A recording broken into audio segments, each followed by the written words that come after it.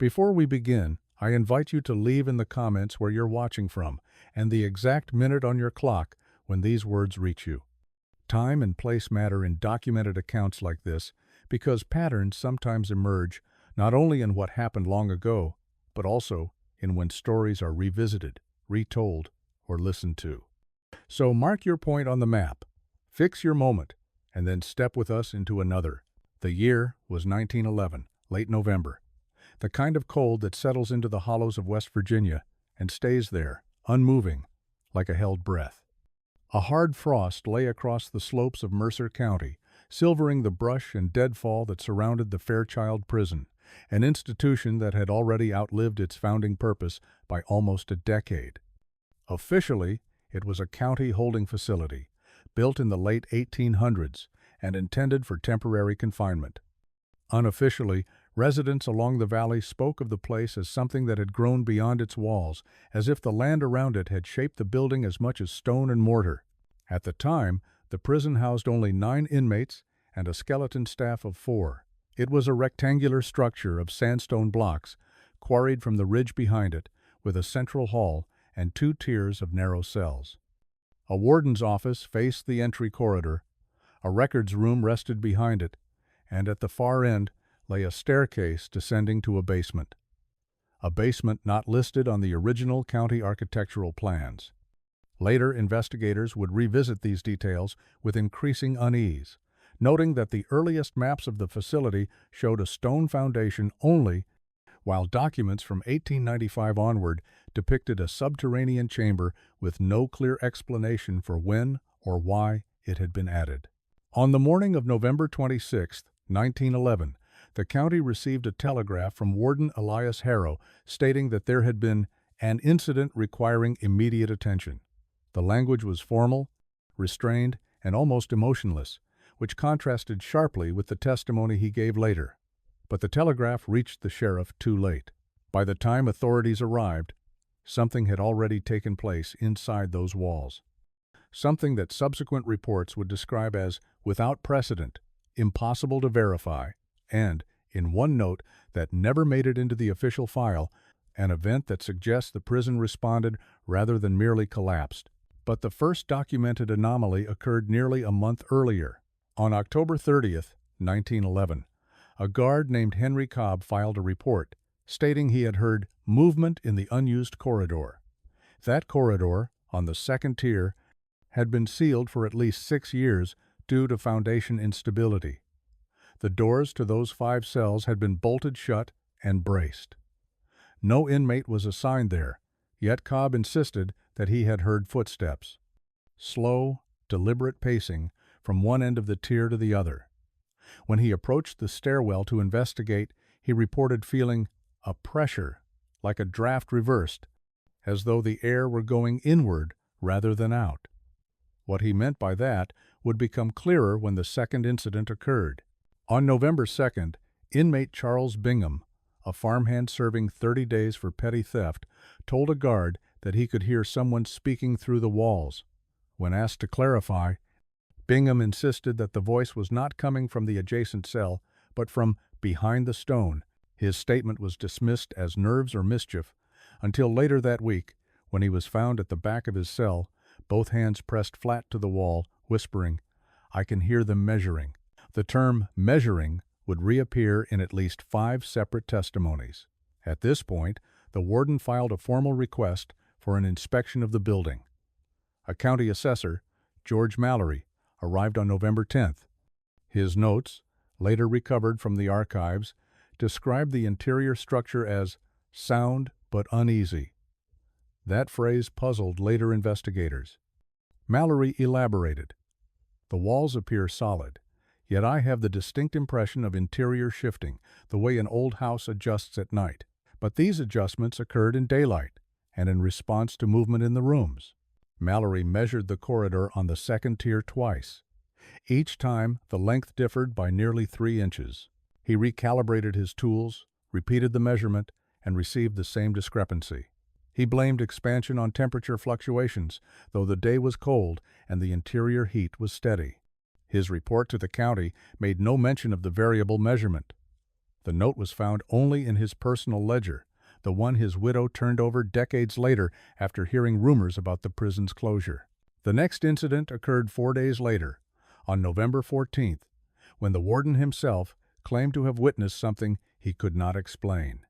In his sworn statement to the sheriff, he described hearing the clang of a cell door on the sealed tier, a door that should not have moved at all, let alone swung open. When he climbed the stairs to verify, he found the corridor dark, except for a thin line of light beneath the farthest cell. The door was ajar less than an inch. When he touched it, the metal felt warm.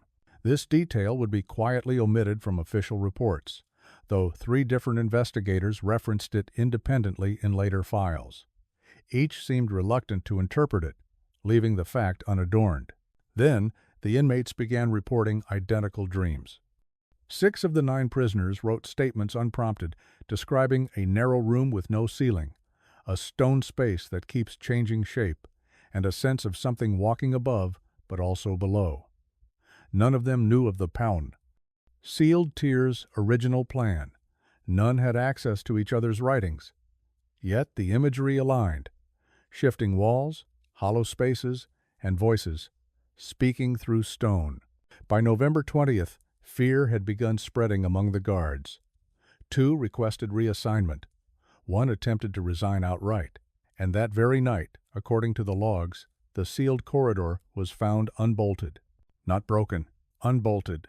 Straightened metal braces stood neatly against the wall, as if removed by careful hands. The sheriff would later write in his notes in pencil, never formally typed, "This was not vandalism. This was the intention." When county officials reviewed the logs decades later, they noted how calmly the night guard had described the discovery of the unbolted braces, as if the strangeness had already become routine by that point. His name was recorded as Louis Dre, a man known for his steady temperament and an almost unnerving lack of superstition. In his statement, Dre wrote simply, "The supports were placed aside. No signs of struggle, no marks of forced entry. The door is open by 1 inch, air warmer beyond threshold." Investigators would later underline that final sentence twice. What happened next was documented in 3 separate accounts: Dre's written statement, Warden Harrow's summary, and the oral testimony of inmate 4, who claimed to have heard the change begin. All 3 sources describe a sound, a low, rhythmic knocking that echoed twice, then stopped. Dre described it as measured, deliberate, as though someone were marking a point on the wall. Inmate 4 phrased it differently, like something was testing the walls, feeling where they weakened. At 2:17 a.m., the gas lamps along the central hall flickered, not dramatically. There was no blackout, but the pressure dropped, the flame wavered, and several inmates began shouting for the guards. When Dre reached the sealed tier, he reported that the corridor felt several degrees too warm, though it had been cold enough the evening before that his breath had been visible in the air. The unusual temperature variations would become a hallmark of the Fairchild Prison anomalies.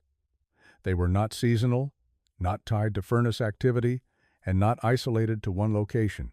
The patterns moved sometimes across hours, sometimes within minutes, as though something unseen shifted within the walls, dragging the temperature with it. At 2:23 a.m., Dre approached the open cell door at the end of the corridor. He held a lantern in one hand and, according to the warden's later report, paused for several seconds before pushing the door fully open. When asked why, Dre said only, "The room had a shape, but not the right one." This phrase, repeated in his testimony to the sheriff, would become central to later interpretations of the prison's events. Inside the cell, nothing appeared out of place at first glance. Narrow cot, small table, an iron ring bolted to the floor. The walls, however, bore marks that had not been present when the cell was sealed 6 years earlier. Dre described them as shallow horizontal striations, roughly the width of 2 fingers, etched into the stone at irregular intervals.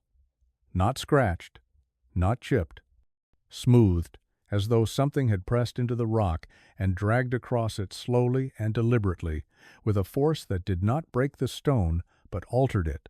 There were no footprints within the cell, no signs of habitation. Yet Dre insisted the lantern flame bent inward toward the back wall, as though responding to a draft. But there was no opening in the wall. No vent, no crack. When he touched the stone, it felt like packed earth, warmed from beneath. This was the first recorded observation of what later investigators would refer to as the directional pull, an odd phenomenon documented throughout the final 2 weeks of the prison's operation. Air, heat, and sound seemed to converge toward particular points in the building, often shifting location over hours or days. At 4 a.m., Dre closed the cell door, rebolted it, and contacted the warden. Harrow arrived shortly after sunrise. His written report, now preserved in the Mercer County Historical Archives, is clinical in tone, yet the margins contain frantic pencil markings. Striations identical to basement anomalies. Same spacing? Recheck measurements. And below that, we were wrong to ignore the earlier survey discrepancies. This mention of the basement raised immediate concern when the sheriff later reviewed the document. The basement, an unofficial addition absent from the original blueprints, had undergone several quiet inspections over the years due to recurring moisture issues and, more troublingly, the discovery of irregular cavities in the foundation. These cavities appeared, vanished, or shifted between inspections. Early assessments blamed soil erosion. Later ones blamed inadequate record-keeping. But none of the inspectors could explain why the cavities sometimes seemed to have smooth, concave interior surfaces, as if shaped intentionally. Between November 21st and 23rd, the knocking sounds grew more frequent. At first they appeared isolated. 2 knocks, then silence, then 2 more, from a different part of the building. By November 23rd, the pattern had become rhythmic enough that Dre began noting times and approximate locations in the guard log. His notes read like a map of something moving inside the walls. East Hall support beam 2 knocks at 3:14 a.m. Cell 7, north wall, 2 knocks, 3:21 a. Second tier, sealed corridor, 2 knocks at 3:29 a.m. The spacing between events suggested movement across the structure. Something slow, something searching. On the afternoon of November 24th, the warden convened an emergency meeting with local officials. Only one written record of this meeting survives, a partial transcript typed by the county clerk. The transcript is strange in its omissions, with long stretches marked inaudible and untranscribed exchange. But what is recorded is telling. Warden Harrow. It is not structural settling. It is not rodents. It is not pipes. County Commissioner. Then what is it? Harrow. Pause. Something is changing the interior dimensions. Quietly. Clerk's note. Commissioner laughed at this statement. Warden did not. Later, in a handwritten addendum, the clerk added, "The warden is not a hysterical man. I believe he fully meant what he said." On the evening of November 25th, inmate 3, a coal miner serving 6 months, began screaming. Guards found him sitting in the center of his cell, knees drawn to his chest, insisting that the room is getting smaller. The measurements taken later showed no change. Yet 3 guards reported a sensation of narrowing space while standing inside the cell, a feeling of walls pressing inward while remaining visibly stationary. When the warden asked the inmate what he had experienced, the man whispered, "Something was on the other side of the wall. Not trying to come through, trying to understand." By dawn, he had fallen silent, staring at the far corner with an expression described as resigned. And then came November 26th, the day of the final entry. The day the prison attempted to rearrange itself, the morning of November 26th, 1911, began with a heavy, unmoving fog that clung low to the ground, swallowing the lower third of the prison facade in a pale, colorless haze. Guards arriving for the early shift reported that the building appeared fatter, as if the structure had subtly widened overnight. Of course, measurements taken later revealed no difference, but multiple independent accounts described the same sensation. An altered outline, a slight but unsettling change in perceived proportion, as though the building were trying on a new geometry not quite meant for human eyes. At 6:14 a.m., the first incident of the day was recorded. Guard Albert Fenn entered the western wing to conduct the morning head count. The hallway that led to the wing's solitary cells had always been a straight, narrow passage, 21 paces between the stair landing and the end wall. Fenn, a man known for his meticulous nature, paced it out automatically each morning. But this time, after his expected 21 steps, the wall did not appear. He continued walking. 22, 23, 24. The hallway stretched on, slightly curving to the left. The lantern he carried flickered as he advanced, illuminating walls that looked familiar yet subtly altered, slightly bowed, as if under pressure from an unseen force. When Fenn finally turned back, shaken, the stairwell was visible only as a dim, distant shape. He later admitted in a trembling statement that he ran. His footsteps echoed strangely, with a delay that did not match the dimensions of the hall. When he reached the landing and summoned help, 2 guards were sent to verify his experience. They reported the hallway was normal length once more, 21 paces exactly. This incident marks the first documented example of what later observers termed spatial drift, a phenomenon that would recur throughout the prison in various forms over the next several hours. These shifts were never consistent, never predictable, but always suggested movement or pressure from within the structure, rather than external forces acting upon it. Shortly after Fenn's report, the temperature anomalies intensified. The northwest corner of the building, already marked by previous investigations as a point of interest, registered the largest fluctuation, a sudden drop followed by a rapid spike, as if 2 opposing temperatures collided. Guards described hearing a faint hum emanate from the walls, a sound pitched so low they felt it more than heard it. One compared it to a distant furnace, though no furnace in the building produced such a frequency. At 7:40 a.m., the lights dimmed again, and for a moment the entire prison fell into a muted twilight. Not total darkness, rather a dusky in-between state where every surface seemed drained of contrast and depth, as if lit by moonlight rather than daylight. Inmate 12, a man serving a short sentence for theft, would later describe it in words that appeared repeatedly in later records. The air got thick, like the room was breathing slow. At 8:03 a.m., a noise reverberated through the lower levels, described variously as a groan, a shudder, or the dragging of something immense across stone. Guards rushed to the basement stairwell, where they observed dust drifting down from the ceiling in a steady, unnatural stream. When they reached the lowest platform, they found something that had not existed the previous day, a narrow seam running across the entire width of the rear foundation wall. The seam pulsed visibly with a slow, rhythmic vibration. When pressed with a gloved hand, the stone gave slightly, as if it were no longer rigid. Warden Harrow ordered the area sealed off at once. Yet, even as he issued commands, the seam widened, not enough to see inside, not enough to constitute a break, but enough to reveal dark, compacted matter beneath the stone surface. Guards would later argue over whether the material resembled earth or something more fibrous, more organic. At 8:17 a.m., the knocking began again. This time, it did not come from one place. It came from everywhere. 2 knocks. Pause. 2 knocks. Pause. 2 knocks. The rhythm matched the earlier recordings. Not frantic, not threatening. Measured, intentional. As though marking points along a grid, only the unseen knocker understood. Inmate 9, a former carpenter, shouted from his cell that the sound was not a knock at all. "It's tapping the studs," he cried.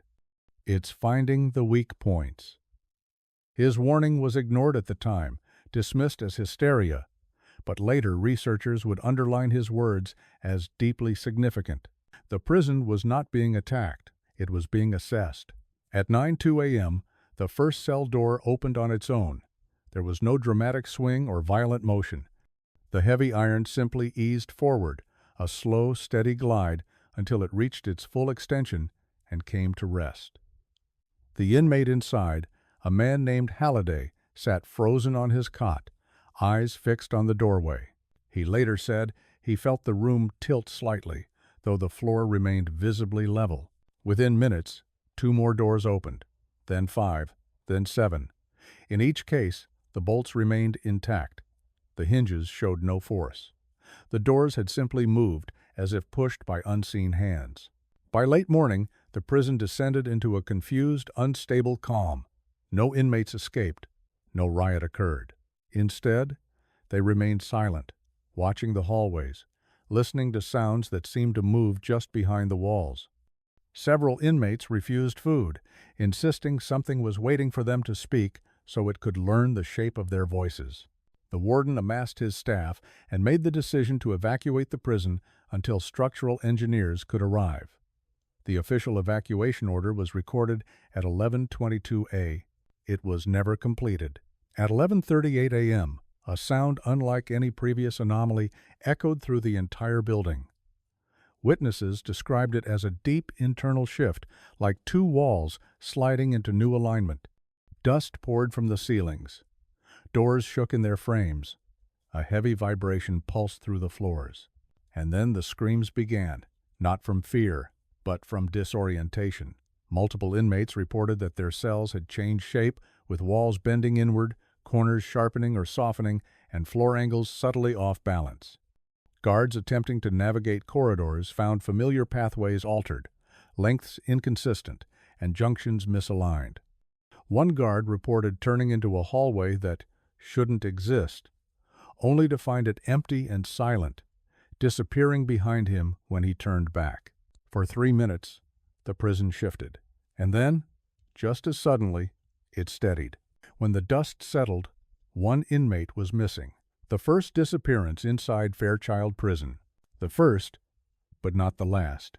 The prisoner who vanished that morning was recorded in the intake ledger only as Inmate 27, a laborer in his mid-30s serving a short sentence for larceny. His real name is intentionally omitted from most surviving documents, as if officials wished to sever any lingering connection between him and what the warden later described as the structural event. The last confirmed sighting places him in his cell at 11:36 a.m., 2 minutes before the deep shifting occurred. When guards reached the tier afterward, the door stood open, not fully, but ajar by perhaps a hand's width. The cell itself was empty. What unsettled the responding officers was not simply that he had vanished, but the condition of the room. Inmate 27 had left his meal untouched, his cot neatly arranged, and his boots placed beneath the bed as required. But the stone of the back wall bore fresh markings, long, shallow impressions that curved in a shape not unlike ribs or the interior contour of a vast unseen cavity. These were different from the striations observed earlier in the sealed corridor.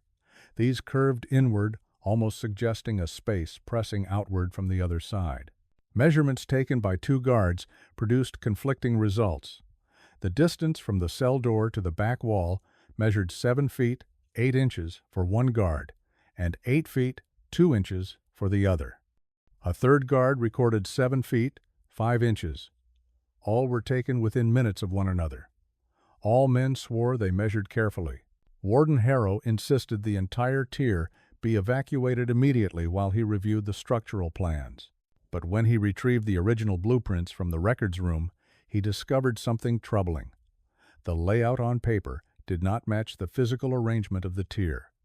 According to the blueprint, Inmate 27's cell should have had a small gap between its back wall and an outer support pillar. Instead, guards found the back wall flush against a foundation span. The corridor itself was 2 paces shorter than indicated in the plans, though the plans dated back only 7 years. It was at this moment that Harrow is believed to have realized the nature of the threat inside the Fairchild Prison, that the building was no longer a fixed structure defined by human intention, but something that had begun to modify itself from within. He did not share this interpretation publicly. By early afternoon, prisoners and guards were gathered in the main hall, awaiting evacuation. The crowd was restless, but largely orderly. What happened next is documented through conflicting testimonies, but all accounts agree on one point. The atmosphere in the hall changed rapidly, as though pressure were building beneath the floors. At 12:04 p.m., a deep thump reverberated through the foundation, followed by a sound described by several as movement through stone, a slow, grinding shift. Lamps flickered. A hairline crack snaked up the eastern wall. A few prisoners shouted, believing an earthquake was underway. But it was not an earthquake. The sound localized beneath the subfloor near the hall's north end. Guards reported feeling the planks vibrate beneath their boots. When one crouched to touch the floor, he claimed it felt like breathing heat on the inhale, cold on the exhale. Moments later, a tremor caused several men to lose their footing. Dust fell from the rafters in thin streams. Then came the second disappearance. Inmate 11 had been standing near the center of the hall, holding his cap in his hands while awaiting instruction. He was known as quiet, compliant, and resigned to his sentence. According to witnesses, there was no confusion around him, no jostling, and no panic. Guards recalled that he had been looking toward the doors, preparing to move. And then he was simply gone. Not violently, not suddenly in the sense of motion. One guard described it as a soft subtraction, as if the man had never occupied the fraction of space he'd been standing in. His cap remained, lying neatly on the floor where it had fallen. The men around him screamed. Some backed against the walls, others dropped to their knees, believing the floor might give way. Warden Harrow attempted to restore order, shouting instructions that went unheard beneath the rising din. Several prisoners began pleading to be released outdoors, insisting the walls were closing in. Others held their hands to their ears, claiming they could hear something behind the stone, a distant, resonant knocking that now seemed almost like a pulse. By 12:15 p.m., Harrow ordered all doors to be opened. Guards rushed to comply. The outer gates were unlatched, chains lowered, and bolts thrown, but the doors did not move. Not jammed. Several men tested them, but they were simply unwilling to open. The hinges did not strain. The metal did not warp. The doors remained perfectly aligned, but static, as though the air itself resisted their motion. The warden, driven by a mix of terror and responsibility, commanded his guards to break down the main gate. Axes were brought. Tools were swung. Sparks flew. The metal absorbed the impact, but gave no resistance. It remained unchanged. The wood of the frame splintered, but the gate itself stood immovable. Inside the hall, the temperature shifted again. This time it rose sharply, an unnatural, choking heat that radiated from the walls, even though the air itself remained cool. The combination produced a disorienting sensation for those inside, a kind of thermal vertigo. Warden Harrow later described it as standing inside a living lung. At 12:22 p.m., the third disappearance occurred. This one was witnessed by more than a dozen people, though their accounts differ in detail. A guard named Ellis had climbed atop a bench, attempting to peer through the high windows for signs of rescue. According to most witnesses, a shadow passed behind him, a shadow without a source. Ellis turned, as though responding to a voice. Several described him leaning forward, as if pulled by something unseen and just beyond reach. Then he vanished. Unlike the previous disappearances, Ellis's was accompanied by a physical distortion. One prisoner swore the air folded inward, creating a brief ripple, like heat bending the horizon line. Another insisted the wall behind Ellis appeared a fraction closer afterward. A guard described the moment as a sudden thinning. When a count was taken minutes later, 2 more inmates were missing, though no one had seen them disappear. Fear was no longer the prevailing emotion. It was disorientation. The prison did not feel like a place anymore. It felt like a process. By 12:30 p.m., the guards had gathered everyone they could into smaller groups, attempting to maintain calm. Warden Harrow retreated briefly to his office, where he penned a short, frantic note later found among his personal effects. The note reads, "We are not trapped by stone. We are trapped by intent. The prison is reconfiguring, not breaking, learning." At 12:42 p.m., screams erupted again from the lower east wing. A portion of the prison had changed shape. A hallway had disappeared, and so had 3 more men. What happened in the lower east wing is preserved through overlapping fragments of testimony, guard statements, inmate recollections, and a handful of shaky handwritten notes left behind by Warden Harrow. Though the accounts differ in their sensory details, they intersect in one disturbing certainty. The architecture of the Fairchild Prison no longer obeyed the rules under which it had been built. The lower east wing had been one of the simpler sections of the prison. 2 rows of cells flanking a narrow corridor, a storage room at the far end, and a maintenance alcove sealed decades earlier due to structural concerns. It was a straightforward, predictable arrangement. No hidden shafts, no forgotten staircases, no mysteries. But when guards ran to investigate the screams rising from that direction, they found the familiar layout warped beyond recognition. The first anomaly was the corridor length. What should have been a 40-foot stretch felt drastically longer. One guard later reported running for far too long, claiming the hallway appeared to extend like cloth being pulled. Another described the air thickening around him, forcing him to slow down. A prisoner recalled that the lights flickered in a sequence from front to back and back to front, creating the illusion of movement in the walls themselves. The second anomaly was auditory.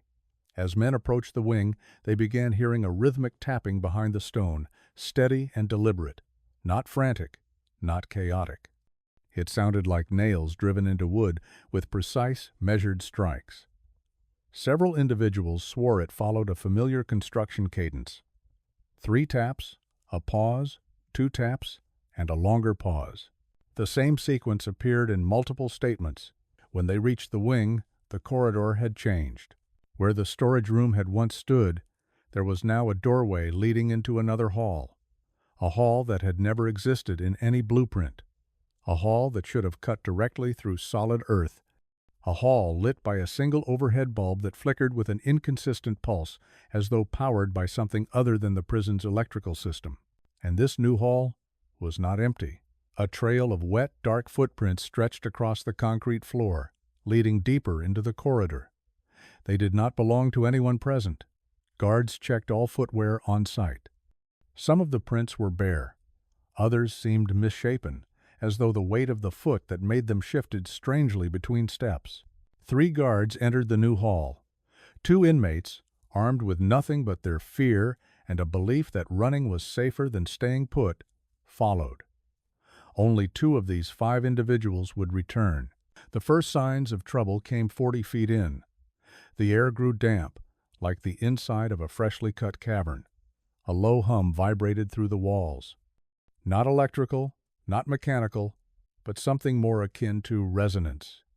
One returning inmate likened it to the sound of a giant throat clearing itself. The walls were wrong.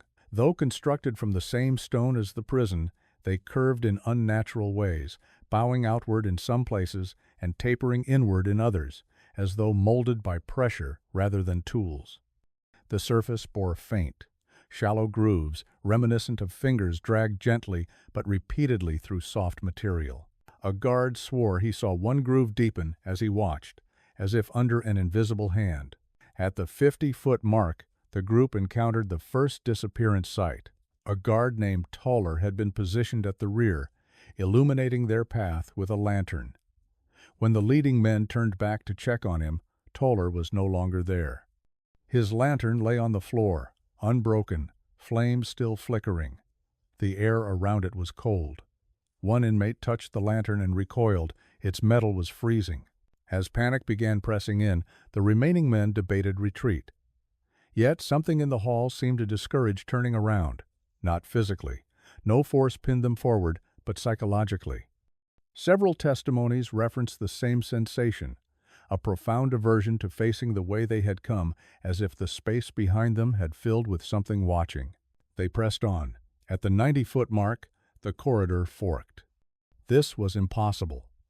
No part of Fairchild Prison featured diverging interior hallways, not on any documented plan. But here were 2 new corridors, one veering sharply left, the other bending right. Both were dimly lit. Both continued farther than the eye could see. The men hesitated. From the left branch, faint hammering echoed. From the right, a low murmur of multiple voices, whispering in overlapping cadences. Not chanting.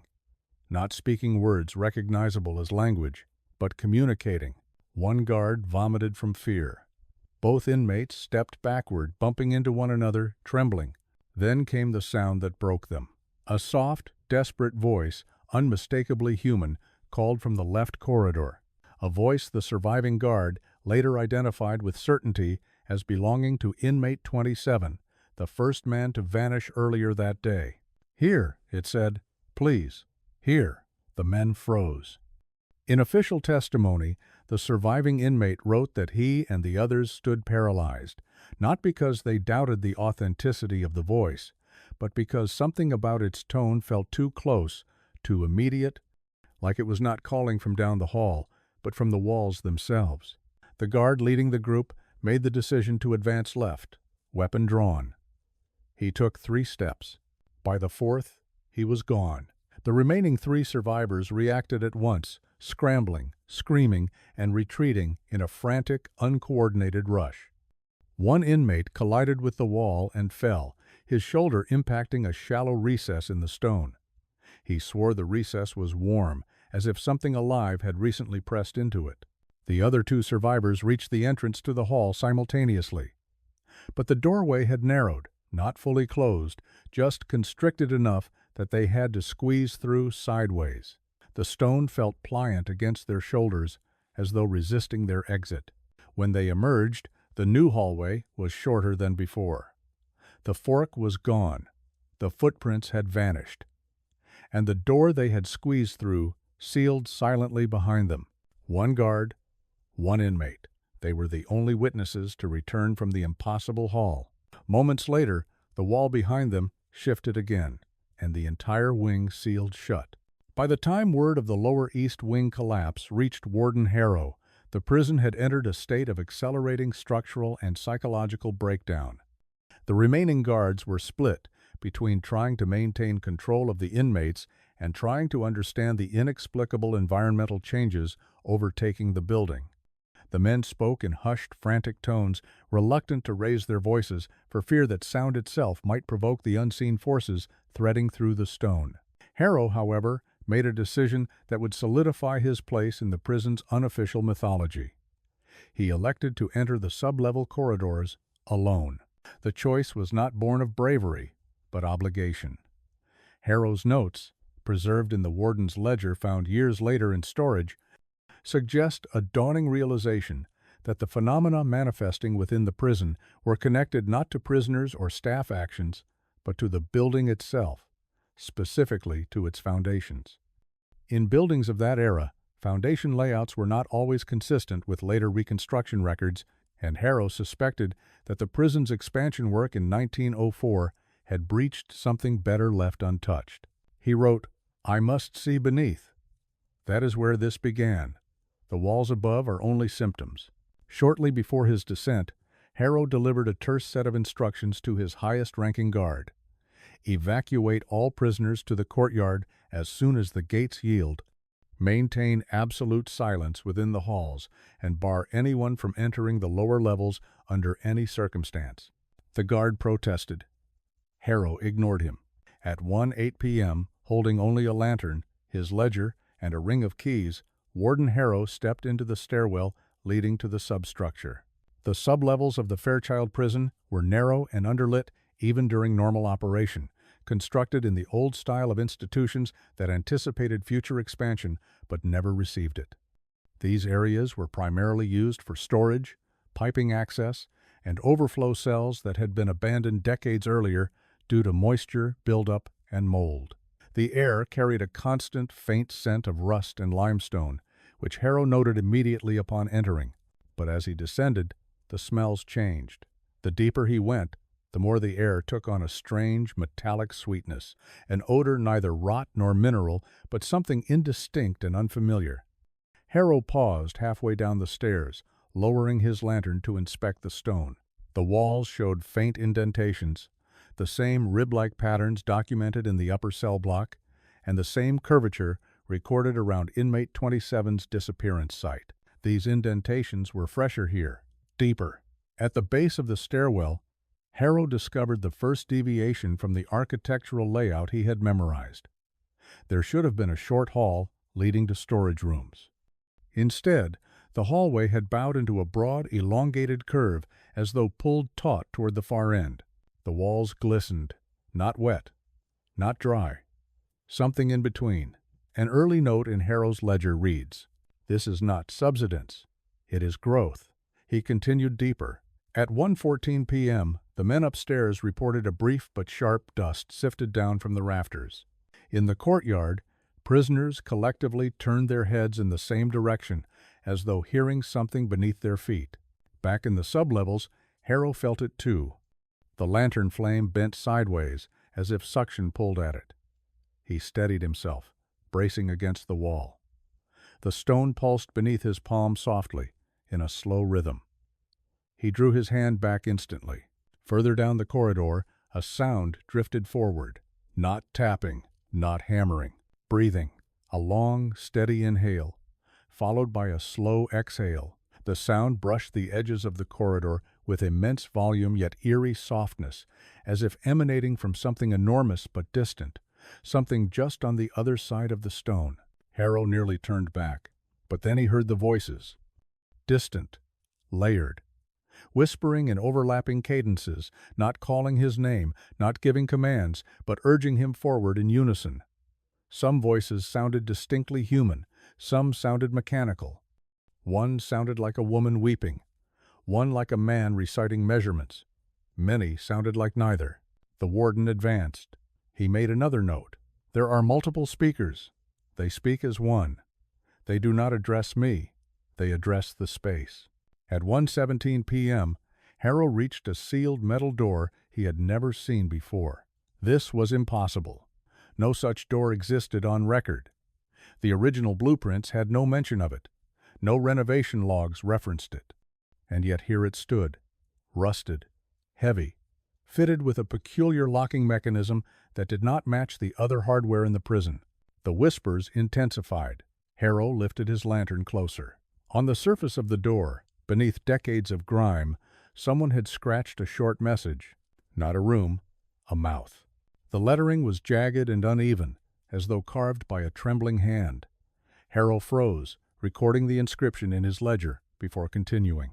A faint draft seeped from the door's edges, warm, rhythmic, and steady. The breathing. There was no mistaking it now. Harrow placed his ear to the metal, listening. He jerked away immediately.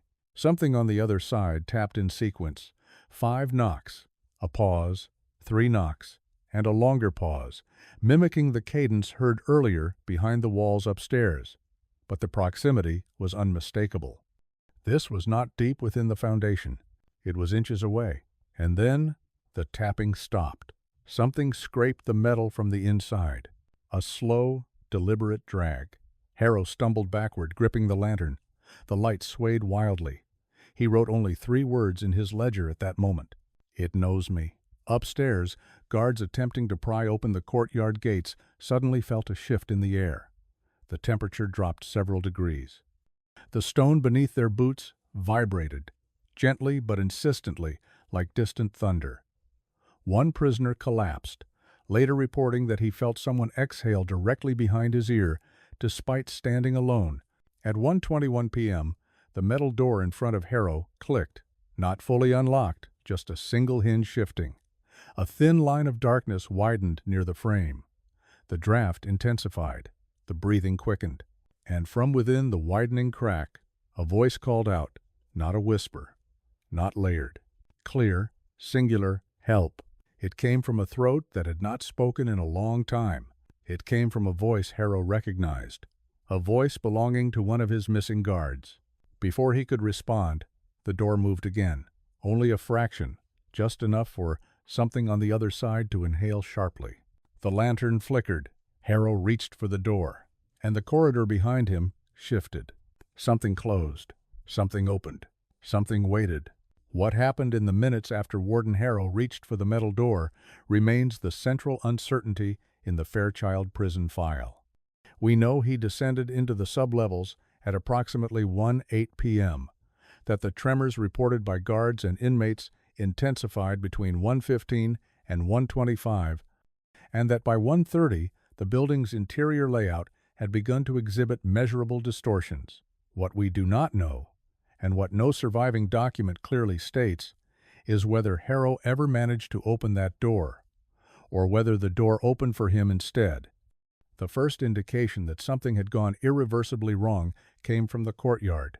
Guards attempting to force open the outer gate suddenly heard a sound that several would later describe using the same unlikely word: sighing. Not human, not mechanical. A deep, structural exhale that seemed to move through the stone in a single motion, like the building was releasing some long-held breath. At almost the same moment, a series of metallic shrieks echoed from below, as if ancient hinges or rails were being dragged out of alignment. The sound rose, peaked, and cut off abruptly, leaving a silence so complete that many present later recalled hearing their own heartbeats. Then the gate latch gave way in their hands. More than one guard would swear that no final blow had been struck, no decisive force applied. The metal simply ceased to resist. Within seconds, the outer entry unlatched and drifted open several inches on its own weight. Prisoners were driven into the courtyard at gunpoint for what was recorded as an emergency muster. In reality, it was as close to an evacuation as the administration dared acknowledge. Inside, the corridors shifted into near stillness. The tapping stopped. The whispering under the floors fell silent. The air lost its metallic tang and settled into an almost ordinary chill. For the first time in days, the prison felt like a building again. And yet, one man did not return. When the roll was taken, Warden Harrow's absence was noted. No one had seen him since he disappeared down the sub-level stairs. A small group of guards, accompanied by Assistant Warden Malloy, descended to search for him. According to Malloy's later deposition, the stairwell appeared normal until they reached the halfway point. There, the air pressure changed sharply, causing their ears to pop. The guard in front halted, raising his lantern. The lower half of the stairs was gone, not collapsed, not obstructed, simply gone. Where there should have been 6 more steps and a landing, there was now a flat expanse of unbroken stone, as if the stairwell had never extended further. Malloy, who knew the building's layout almost as well as Harrow, was convinced they had miscounted and that stress and inadequate lighting were playing tricks. He ordered the men to sweep the corridor adjacent to the stairwell. What they found did not support his hope. The basement storage rooms were exactly where they had always been, their doors squeaking in familiar protest when opened. The piping access hallway maintained its usual right-hand turn. Every corridor matched the original blueprints except the one Harrow had supposedly taken. Of the bowed passageway, the breathing draft, and the metal door marked not a room, a mouth. There was no sign, just a blank wall at the base of the stairs and the faint smell of extinguished lantern oil. The only physical evidence that Harrow had ever entered that space was lying on the 3rd step from the bottom, his ledger closed, the leather cover damp with condensation. The assistant warden picked it up, opened it, and saw that the entries for that day ended mid-sentence. The corridor behind me has nothing followed. The pen stroke trailed into the margin and stopped as if the writing hand had been removed from this world in the same instant it left the page. Malloy ordered the sublevels sealed. Officially, the record states that the stairwell had been compromised by structural failure and that repairs were deferred indefinitely pending funding. Unofficially, no one in authority ever again suggested reopening the lower levels. Harrow was declared missing and later presumed dead. The cause was listed as probable structural accident during inspection. No reference was made to the days of auditory phenomena, the spatial distortions, or the missing inmates. Those details lived on only in the guards' private recollections and in a handful of letters written to family members that would surface decades later in estate sales and historical society donations. One guard wrote to his brother, "They said it was a collapse, but there was no rubble, just less building than before, like somebody drew a line, and everything beyond it was never built." The prison continued operating for another 19 years, but something fundamental had shifted.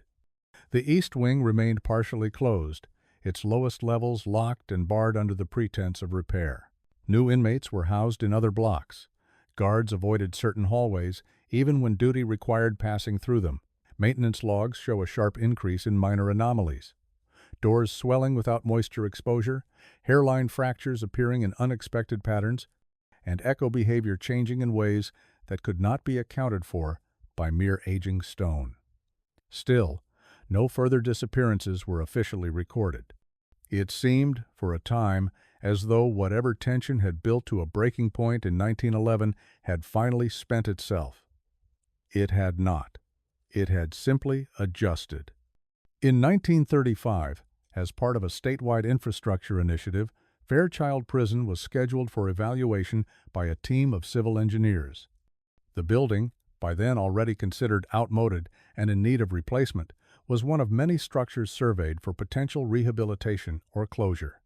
Among the evaluators was a structural engineer named Harlan Pierce, whose field notes would later become a crucial but underused component of the prison's history. Pierce approached the assignment with skepticism toward ghost stories, as he referred to them in his journal. Yet his technical observations betray an unease that professional language only barely conceals. In a report dated June 12, 1935, he wrote, "The primary cell blocks show signs of ordinary settlement and material fatigue consistent with age and substandard original mortar. However, the eastern foundations, particularly those below the former administrative wing, exhibit anomalies not characteristic of standard stress patterns. Load-bearing walls remain sound, yet non-load-bearing partitions display unexpected curvature. Some walls bow inward toward former corridor spaces, now sealed. It is as if the building has settled toward empty volume instead of solid earth." Pierce was granted access to all levels except the sealed sublevel beneath the east wing. When he requested entry, the current warden, a man appointed long after Harrow's disappearance, declined on the grounds of safety concerns and insufficient shoring. Pierce, unconvinced, attempted to reconcile the building's external footprint with its internal, accessible spaces. The numbers did not match. He performed multiple measurements, even returning on his own time after official hours. Each time, he arrived at the same conclusion. The prison's interior seemed to account for less volume than the exterior walls should contain. There is a discrepancy of approximately 4.7% between the calculated internal volume and the external shell, he wrote. This is outside acceptable tolerances for a structure of this type and age. I can offer no conventional explanation. He sketched a diagram of the east wing, shading in known corridors and rooms and leaving blank the sealed stairwell and sublevels. The blank area, by his calculations, was larger than could be explained by a single omitted corridor. Another note, scribbled in the margin, reads, "Where does the missing space go?" When he raised the issue in his formal summary, the supervising board filed it under measurement error, citing limited access and inconsistent record-keeping from previous decades. Pierce did not contest the decision, but his private journal paints a clearer picture of his growing alarm. On his final visit to Fairchild, he stood in the East Wing corridor with his measuring tape, trying once again to reconcile distances. "Every time I walk it," he wrote, "the hall feels shorter when I leave than when I entered. The far wall is never where I expect it to be. And there is a faint sensation difficult to articulate that when I move toward the sealed stairwell, something on the other side is moving toward me at the same rate." He never returned after that visit. The prison was officially decommissioned in 1950 and closed permanently in 1952. Most inmates were transferred elsewhere. Staff found employment at newer facilities. For a brief period, the structure stood empty, a hollow shell of stone overlooking the town, its barred windows dark, its corridors filled only with dust and the slow, quiet work of decay. It might have ended there. The building might have been demolished, its materials repurposed, and its foundations broken up and scattered. But that did not happen. The Fairchild Prison was spared the wrecking ball. Not out of sentiment or oversight, but because a different entity, one with its own interests in architecture and space, made a successful petition to preserve it. The state agreed. Papers were signed. Funding was allocated. And the prison entered a new phase of existence under new management, even as the unseen ledger of its missing spaces continued to grow. After the prison's closure in 1952, the prevailing expectation among residents of the surrounding county was that the structure would be demolished. The building was failing by every conventional metric. Its mortar had weakened, its plumbing systems were antiquated, and its cell blocks no longer met modern standards of confinement. Moreover, the public regarded the place as a source of long-standing unease, an architectural wound on the landscape that radiated a quiet but persistent discomfort. Yet, demolition never occurred. Instead, in a move that baffled local officials and angered several community leaders, a historical preservation committee petitioned the state to classify the Fairchild Prison as a protected landmark. The oddity was not that such committees existed. They frequently lobbied to save mills, courthouses, and other structures of historical significance, but no one in Cold Spring had ever heard of this particular group. Their letter arrived without prior contact, stamped with an Albany return address that directory inquiries later revealed to be an empty lot. The document's language was unusually clinical. It did not emphasize heritage or architectural beauty.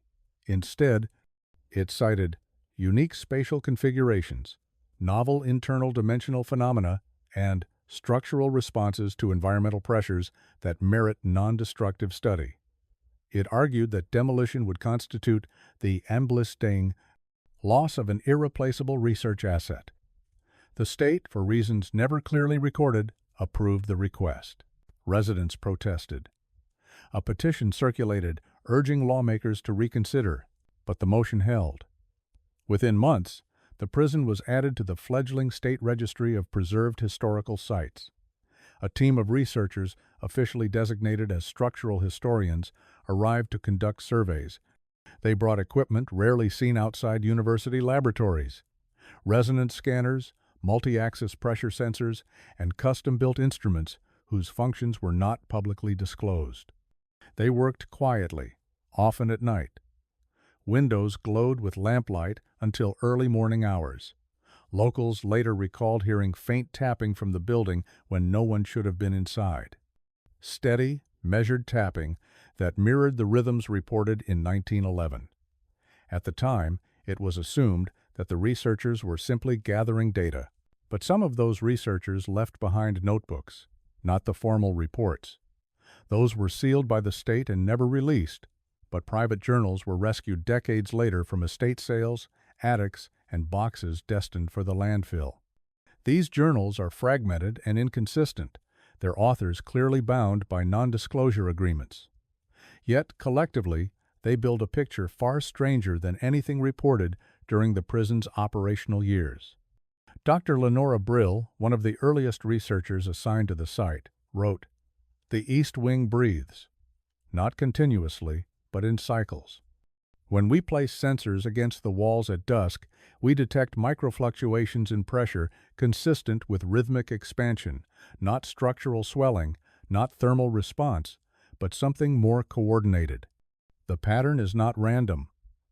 Another researcher, whose name is redacted in state archives but preserved in a personal diary found in 1987, recorded a similar observation. Something is moving inside the walls when the lights are off. It is not an animal. It is not water. It is not settling. It is deliberate.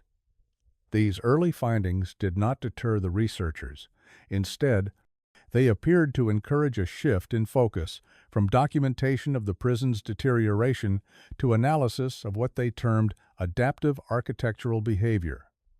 One entry dated May 4, 1954, written in the margins of a blueprint, reads, "We are not studying a building. We are studying an organism that learned the shape of a building." Meanwhile, on the surface, the prison remained a curiosity visited occasionally by students, toured by local officials, and referenced in editorials as an unfortunate but harmless quirk of bureaucratic inertia.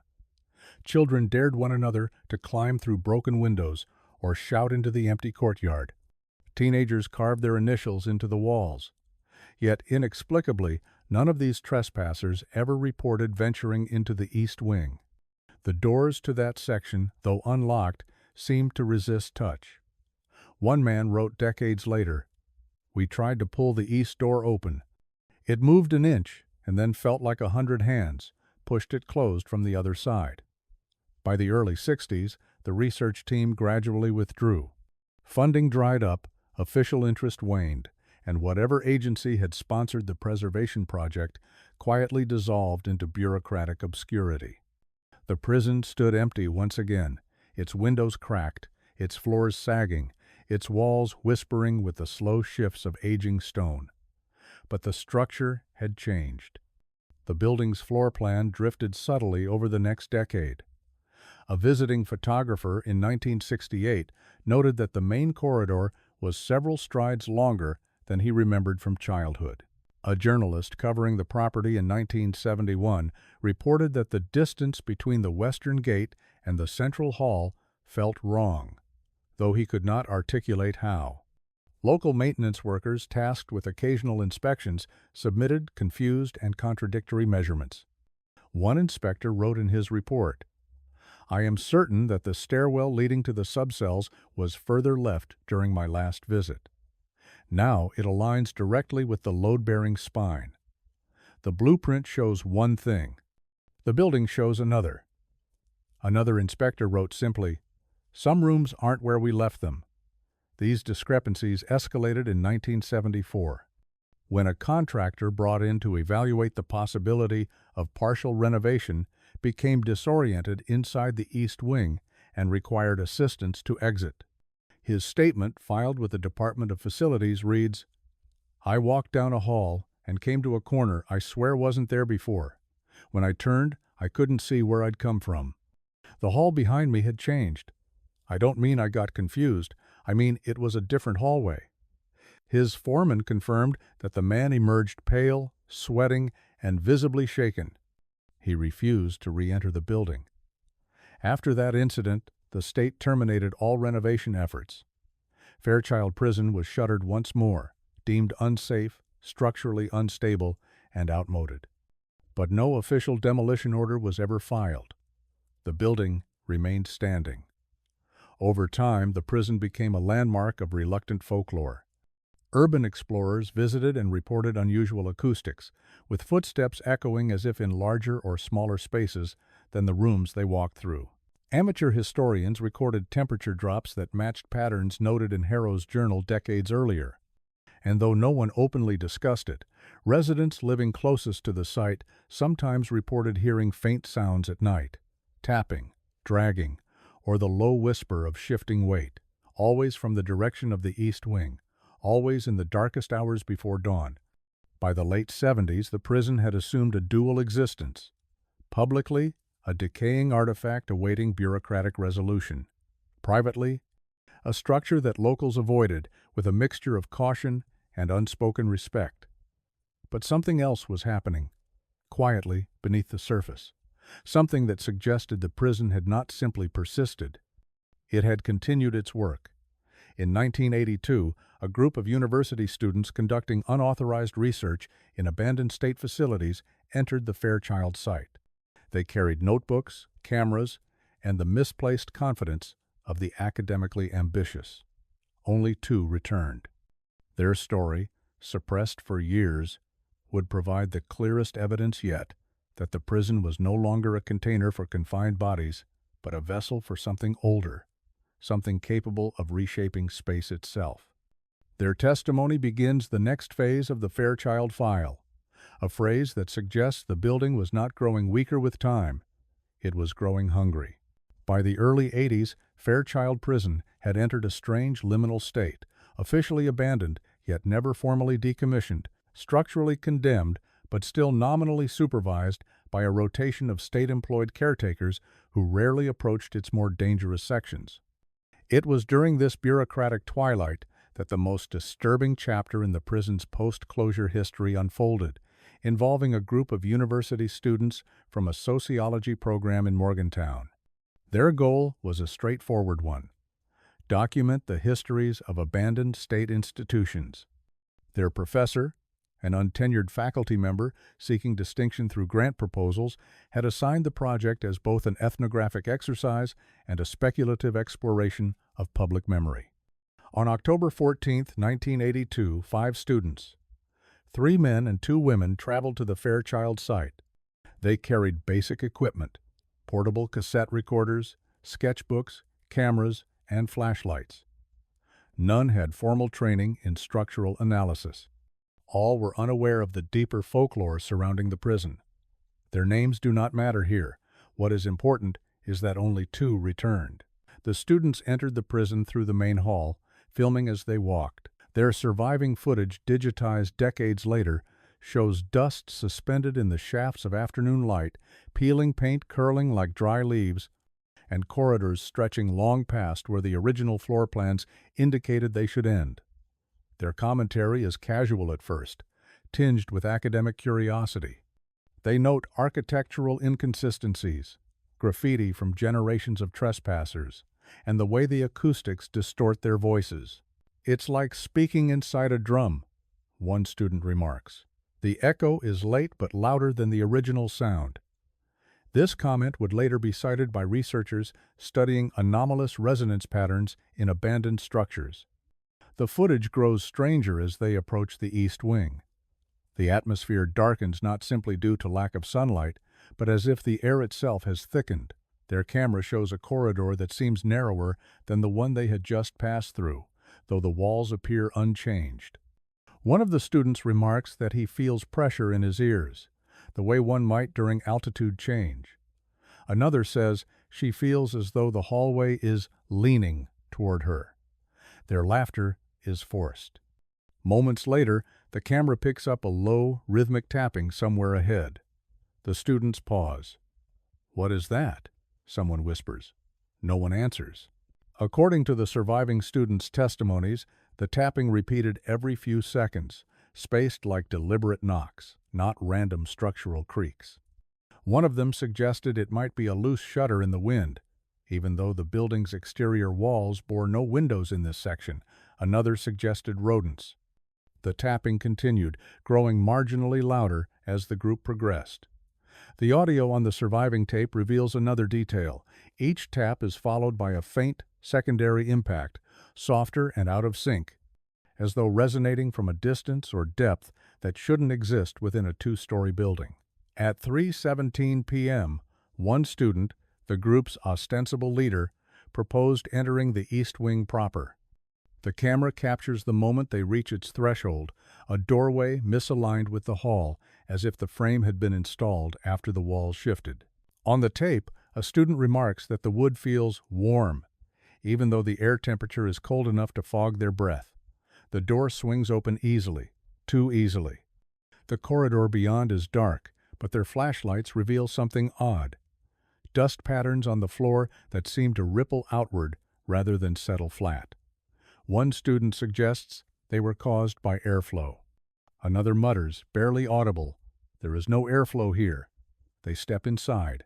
What happens next is not fully recorded. The camera, later recovered near the exit to the west yard, captures only the first few minutes inside the wing. The hall appears longer than it should be, illuminated by flickering beams of their flashlights. A muffled hum, steady, low, and mechanical yet organic, vibrates through the walls. One student panics, insisting they should leave. Another tries to reassure her, but his voice trembles. The tape ends abruptly after a distorted thump. The next 3 hours are reconstructed solely from the testimonies of the 2 survivors, though their accounts diverge in critical details and neither provides a coherent sequence of events. Both describe getting separated despite insisting that none of them intentionally split from the group. One survivor claims the hallway branched unexpectedly, forming a junction not present on any blueprint. The other recalls that the corridor folded, as though a section of wall had rotated silently between blinks of their flashlight. Both agree that they heard the tapping grow louder, accompanied by a dragging sound, as if something heavy was being pulled across the floor in an adjacent room. Both recall someone screaming. Both describe a moment when the lights from their flashlights dimmed simultaneously, not flickered or failed, but dimmed as if the beam itself was being absorbed by the darkness. The first survivor reported hearing footsteps behind her multiple sets, heavy, measured. When she turned, her flashlight beam reached only a few feet before dissolving. She felt something brush against her shoulder, though she saw nothing. She claimed she ran, though she could not later explain how she navigated the hallways. She described suddenly finding herself in the main corridor with sunlight visible through the far archway. She stumbled outside and collapsed. The second survivor's account is more disjointed. He described a moment when the corridor elongated in front of him, stretching impossibly far, then snapping back to its original length with an audible crack. He reported seeing a doorway glow briefly with pale light before going dark. He recalls hearing one of his missing classmates call his name from inside a wall.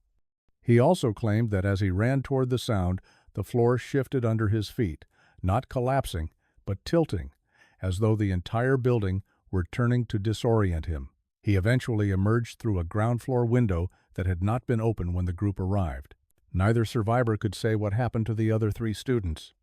Their bodies were never recovered. Their names remain in an unresolved missing person file, one tied indirectly to the long, troubling history of Fairchild Prison. The university quietly suppressed the story, citing liability concerns. The state did not reopen any formal investigation. But privately, among archivists, researchers, and those familiar with the earlier anomalies, this incident was recognized as confirmation. The East Wing was not dormant. It was not decaying. It was adapting. And whatever force had manipulated its geometry in 1911, whatever presence had distorted space to confine Thomas Vale without walls, whatever influence had persisted through the decades of abandonment, was not only active, it had grown more confident in its patterns. The 2 survivors never returned to the site. They both left West Virginia within a year. One changed her field of study entirely. The other refused to discuss the incident publicly and later suffered severe spatial hallucinations, unable to walk through narrow hallways or crowded rooms without panic. Their symptoms echoed, almost perfectly, the accounts recorded in the journals of several prison guards from 1911 who had spent time near the East Wing. The parallel did not go unnoticed by researchers. The incident of 1982 marked the last confirmed entry into the East Wing for nearly a decade. But it was not the last time the building asserted its presence. In the years that followed, new testimonies would emerge. Caretakers finding unfamiliar rooms, hikers hearing tapping at night, and a surveyor who fled the property, claiming he saw a corridor reposition itself like a living limb. By 1993, the state erected a perimeter fence around the building and posted warnings of structural danger. But those familiar with the site believe the warning understated the truth. The danger was not structural in the human sense. It was architectural in a way no human language could fully express. The East Wing had never been merely a space. It had been an active boundary, one that, once breached, responded in ways beyond mortal geometry. By the early 90s, Fairchild Prison existed almost entirely in the realm of unofficial record, spoken about in low tones, referenced in private correspondence among a handful of archivists and state employees, and recognized by the surrounding community not as a ruin, but as something closer to an exposed nerve. The building's physical structure continued to stand against reason, enduring storms that toppled newer constructions and resisting demolition orders that never quite made it through the bureaucratic machinery. Those who lived closest to the site claimed that the prison silhouette changed when observed from different angles, though photography never captured these discrepancies. A handful of residents reported hearing rhythmic tapping at night. Patient, deliberate, spaced in a way that echoed the testimonies of both guards in 1911 and the students in 1982. The sound traveled oddly, sometimes carried by the wind, sometimes humming faintly through the ground. A maintenance worker assigned to check the perimeter fence in 1994 described the prison's East Wing as watching itself, an observation he was unable to clarify but never retracted. During this period, the state commissioned a final structural survey. the last formal documentation of the site before access was permanently restricted. The survey team consisted of 4 specialists in historical architecture, accompanied by a contracted engineer. Their mandate was simple: assess the building's stability, determine whether collapse was imminent, and recommend whether controlled demolition was possible. Their findings, submitted in a report that never reached public record, were alarming. The team found that the prison's geometry had shifted in ways no natural process could explain. Hallways measured in 1911 as 40 feet now stretched to 52. A stairwell that once connected the ground floor to the east wing, landing now terminated in a blank wall of mismatched concrete. Doorways appeared sealed from the inside by material that did not match the prison's original construction. And most disturbingly, the team reported that the building responded to their presence. One surveyor wrote, "When I walked past the cell block entrances, I heard a low harmonic vibration, unlike wind, unlike machinery, more like the resonance of a plucked string inside the walls." The engineer noted that a corridor he had just measured at 7 feet wide expanded to nearly 9 feet when he walked it again. His tape measure showed the same lengths, but visually, the space seemed wider, as though the building's proportions recalibrated when observed. Another specialist reported losing her sense of direction repeatedly, even with a map in hand. The team remained on site only 2 hours before abandoning the survey entirely, citing sudden dizziness, disorientation, and, in one case, a brief episode of auditory hallucination described as whispering through stone. Their report concluded not with a technical recommendation, but a warning. The site is not stable in ways we do not understand. Demolition may not be possible. Any attempt to interfere with the east wing structure could trigger unpredictable spatial collapse. And if this language sounds dramatic, it is only because no conventional vocabulary existed for what the team encountered. The state filed the survey away. It has never resurfaced. And Fairchild Prison was officially fenced off and marked as hazardous and unsuitable for entry. Yet the fence did not end the phenomenon. In 1999, a wildlife officer patrolling the region reported seeing a dim light inside the prison at approximately 3 a.m. It flickered intermittently, like a lantern or oil lamp, though the building had no electricity and no known occupants. When the officer approached the perimeter fence, the light vanished instantly. Moments later, he heard a faint tapping. 3 knocks, then 4, then 3 again. This pattern would later be recognized as a near replica of tapping sequences recorded by guards during the original confinements in 1911. He did not return for a second verification. In 2004, a pair of hikers taking an unauthorized shortcut near the property reported hearing footsteps behind them, slow and deliberate, as though someone were pacing their stride. They turned repeatedly and saw no one. When they reached the end of the fenced perimeter, the footsteps stopped. One of them later stated that she felt certain the sounds were coming not from the ground, but from above, as though someone were walking along a parallel plane slightly elevated from the earth. In 2010, a team of graduate students researching historical anomalies in Appalachian architecture filed an anonymous statement to the State Historical Society, claiming they had entered the main courtyard of the prison. They insisted they did not attempt to enter the buildings themselves. They reported that the air inside the courtyard was noticeably colder than the surrounding region despite midday heat. They also claimed that the shadows cast by the prison walls did not align with the sun's position. Their photographs, though grainy, show faint distortions along the lines where shadow meets stone and subtle curves where angles should exist, suggesting the prison's surfaces were not entirely planar. The final known testimony before the site was permanently sealed came from a surveyor in 2016, attempting to remap floodplain boundaries for the county. He walked the outer fence line only briefly before abandoning the survey altogether. When questioned why he left so abruptly, he replied, "Because someone was standing in a second-floor window the entire time I was out there. I saw their silhouette plain as day. But when I moved even a few feet to the left, the window disappeared. Not boarded, not broken, just gone."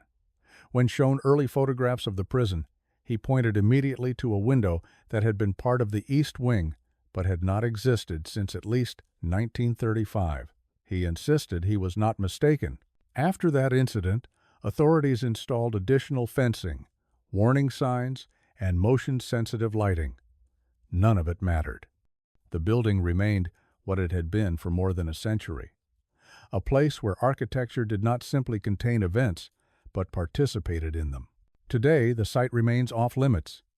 Visitors are prosecuted. No tours are permitted. Those who study the region's folklore note that local residents reflexively avoid discussing the prison, especially when the weather is cold or the air is still. A common phrase among older families in the area, never formally documented but passed down quietly, is "the walls remember." Another, even older, echoes a line from the 1911 journals. Some structures don't keep prisoners. Some structures keep patterns. Whether these sayings reflect superstition, memory, or something deeper is impossible to determine. The official record contains no definitive explanation for the anomalies at Fairchild Prison.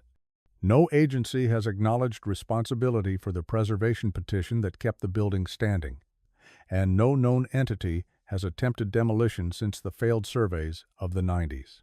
What we are left with, then, is a structure that endures not because of historical significance, but because it may no longer permit interference. A building whose geometry shifts in response to observers. A set of rooms that rearrange themselves when approached. A boundary where the physical and the unseen coexist, not in conflict, but in a form of interaction that defies human comprehension. As we conclude this investigation, it is worth remembering the events of 1911. The disappearances, the impossible confinement, and the tapping from nowhere were not anomalies that faded with time. They were the first recorded indications of a deeper pattern. A pattern that continued through the decades, through abandoned research, through suppressed reports, through the lives of students and surveyors and locals who encountered something they could not articulate. Fairchild Prison stands still, not empty, not silent, not forgotten. If you ever find yourself passing near the hills where it waits, listen closely. Watch the shadows. Take note of the exact time the wind shifts. Some structures weaken with age. Some structures crumble. But some structures learn. And Fairchild never stopped learning.